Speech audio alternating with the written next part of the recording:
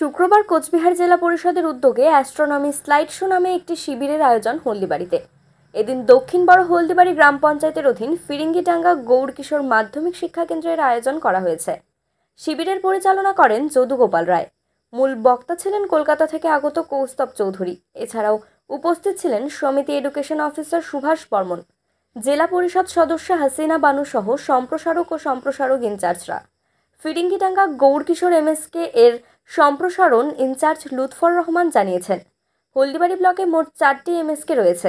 এদিনের শিবিরে ওই 4টি এমএসকের সপ্তম ও অষ্টম শ্রেণীর মোট 56 জন ছাত্রছাত্রী অংশগ্রহণ করে। শিবিরের পরিচালক যদুগোপাল রায়ের কথায় পড়ুয়াদের মধ্যে মহাকাশ তথা জ্যোতির্বিজ্ঞান সম্পর্কে সমগ্র ধারণা দিতে আয়োজন করা হয়েছে। সেখানে প্রজেক্টরের মাধ্যমে মহাকাশের বিভিন্ন বিষয় পড়ুয়াদের সামনে খুব সহজ করে তুলে ধরা হয়। সমিতি এডুকেশন অফিসার সুভাষ বর্মন বলেন, খুব ভালো উদ্যোগ। এর মাধ্যমে পড়ুয়াদের মধ্যে মহাকাশ বিষয়ে জানার আগ্রহ আরও বৃদ্ধি পাবে। এদিনের উদ্যোগে খুশি শিবিরে অংশ নেওয়া পড়ুয়া সহ অভিভাবকেরা।